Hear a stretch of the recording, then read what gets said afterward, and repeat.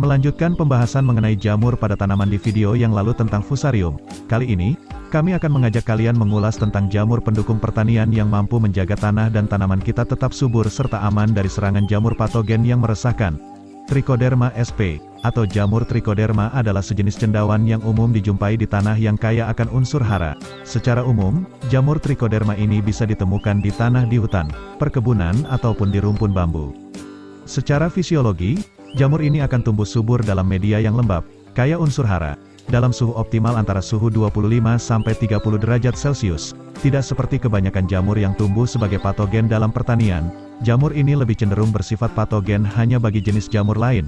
Dengan kata lain, jamur ini merupakan agen biokontrol alami untuk mengendalikan jamur parasit seperti fusarium, phytospora, ganoderma, anthracnosa, dan lain-lain.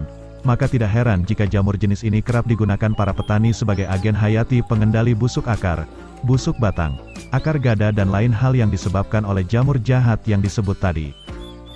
Dalam perkembangannya, jamur Trichoderma akan mendominasi suatu wilayah, bersimbiosis secara mutualisme dengan akar tanaman, menjadi pesaing bagi jamur lain untuk dapat tumbuh dan berkembang di tempat yang sama dengan sifat parasitnya terhadap sesama jamur, serta predasi atau pembentukan toksin bagi jamur lain.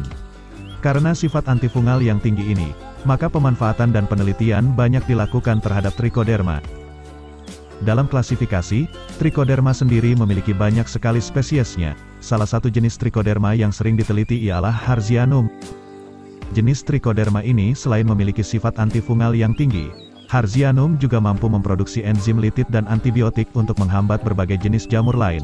Selain itu, Harzianum juga mampu memproduksi metabolit seperti asam sitrat, etanol, serta beberapa enzim, seperti uris, selulase, glukanase dan kitinase. Maka tidak heran juga, selain mampu menghalau jamur patogen, adanya Trichoderma dalam media tanam juga mampu memperbaiki dan meningkatkan kualitas tanah, dan juga menguraikan nutrisi dalam unsur hara hingga dapat mudah diserap oleh tanaman. Jika sudah demikian maka dapat dipastikan, tanaman yang tumbuh di media dengan Trichoderma akan semakin sehat dan juga segar dalam pertumbuhannya. Pada umumnya, dalam pengkulturan, morfologi perkembangan Trichoderma sendiri bergantung pada media tanam. Ketika ditempatkan pada media minim nutrisi maka koloni Trichoderma akan nampak transparan. Sedangkan pada media dengan nutrisi yang lebih banyak, koloni dapat terlihat memutih. Konidia terbentuk dalam 1 minggu dengan warna kuning, hijau ataupun putih. Biarpun kecenderungan adalah hijau, sedangkan pada beberapa spesies, Trichoderma mampu memproduksi bau seperti permen ataupun kacang. Melalui uji biokimia juga diketahui, bahwa Trichoderma lebih menyukai glukosa sebagai sumber karbon utama dibandingkan dengan sukrosa, sedangkan beberapa jenis mendapatkan sumber nitrogen dari hamir dan tripton. Oleh karenanya, dalam pengkulturan, para petani kerap menggunakan nasi dan juga gula sebagai nutrisi tambahan bagi jamur Trichoderma. Sebagai catatan, nutrisi yang diberikan dalam pengkulturan haruslah dalam keadaan yang baik agar memaksimalkan hasil pengkulturan Trichoderma. Jika menggunakan nasi, maka baiknya gunakan nasi yang tidak basi dengan kandungan air yang tidak terlalu tinggi, seperti contoh nasi yang akan digunakan sebagai nasi goreng. Pada dasarnya, penggunaan Trichoderma sebagai agen hayati sudah dikenal sejak lama. Selain sebagai pengendali jamur patogen, jamur Trichoderma sendiri juga bisa dijadikan sebagai campuran pupuk organik hayati. Namun dikarenakan hasil aplikasi yang terbilang lambat dibanding pupuk kimia, maka penggunaan Trichoderma sebagai pupuk hayati masih jarang digunakan. Dalam penggunaannya, para petani cenderung hanya menggunakannya sebagai agen hayati guna mencegah dan pengendalian jamur fusarium, anthracnosa agar tidak menyerang tanaman budidaya. Pada kenyataannya, penggunaan agen hayati secara terus-menerus justru mampu meningkatkan produktivitas tanaman budidaya. Ketika petani ingin memberikan jamur Trichoderma pada lahan mereka, maka mau tidak mau mereka akan melakukan pengkulturan jamur Trichoderma ini terlebih dahulu. Hal ini bertujuan agar jamur Trichoderma yang digunakan sudah aktif dan berkembang sebelum digunakan.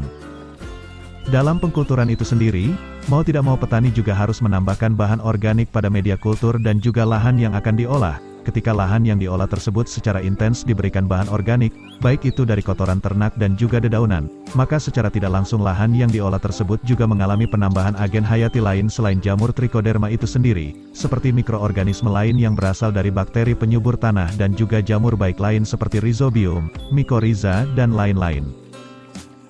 Ketika semua itu sudah dilakukan, maka lambat laun seluruh agen hayati penyubur tanah tersebut mulai dari jamur dan juga bakteri pendukung pertanian tadi akan saling mendukung dan bersinergi dalam penguraian bahan organik yang ditambahkan tadi. Penguraian ini dapat terjadi dengan maksimal ketika jamur Trichoderma sendiri mampu berkembang pesat dan menghalau masuknya jamur jahat ke dalaman lahan yang kita olah. Ketika mikroorganisme pengganggu tidak dapat berkembang, maka nutrisi hasil penguraian tadi dapat dipastikan akan bertahan utuh guna diserap oleh tanaman yang akan kita tanam, dan ketika nutrisi hasil penguraian tersebut telah melimpah, maka dapat dipastikan pula kualitas tanah atau lahan yang kita olah juga akan meningkat dengan signifikan kesuburannya. Oleh karena itu, pemberian agen hayati seperti Trichoderma dan juga mikroorganisme pendukung pertanian hendaknya diberikan secara rutin dan terus-menerus guna memaksimalkan hasil. Karena penggunaan agen hayati ini tidak memiliki dampak buruk, maka semakin sering diberikan semakin baik pula manfaat yang akan kita terima.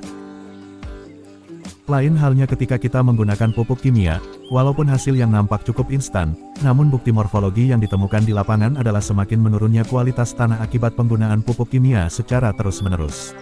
Dalam pengkulturan Trichoderma, isolat bisa kita dapatkan melalui pemancingan di alam dengan cara menempatkan nasi pada batang bambu dan kemudian dikubur di sekitar perakaran bambu sekitar 2 minggu. Selain itu kita juga bisa mengambil tanah perakaran bambu untuk dilakukan pemancingan di rumah.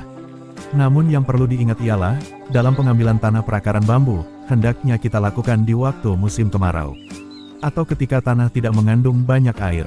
Setelah muncul tanda perkembangan Trichoderma pada nasi, yang mana ditandai dengan adanya jamur berwarna hijau, maka bibit Trichoderma tersebut bisa kita jadikan sebagai biang isolat untuk pengkulturan sebelum diaplikasikan ke lahan yang kita olah.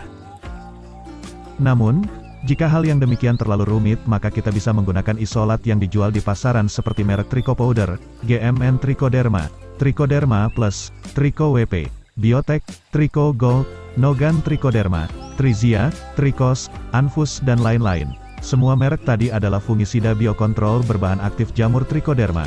Dengan demikian, pengaplikasian akan jadi semakin mudah. Walaupun beberapa merek isolat tadi dapat diaplikasikan secara langsung, pengkulturan untuk memperbanyak Trichoderma baiknya dilakukan. Pengkulturan sendiri bisa dilakukan dengan pembuatan pupuk organik ataupun secara cair. Ketika pengkulturan dilakukan dengan pupuk organik, maka baiknya pupuk yang digunakan ialah pupuk organik yang sudah matang. Dengan demikian, perkembangan jamur Trichoderma tidak akan terganggu ataupun mati yang dikarenakan suhu proses dekomposisi bahan organik yang tinggi. Selain itu, penggunaan pupuk organik yang sudah matang juga diharapkan meminimalisir kompetisi antara perkembangan bakteri penyubur tanah dengan jamur Trichoderma ini. Jadi langkah pemeraman hanya akan berfokus pada perkembangan jamur Trichoderma dalam media pupuk organik. Cukup sekian video kali ini, nantikan video berikutnya di channel Mari Belajar Agrikultur, channel yang membahas segala aspek yang berhubungan dengan pertanian, peternakan dan perikanan, baik seputar info, cara dan hasil olahan serta turunannya.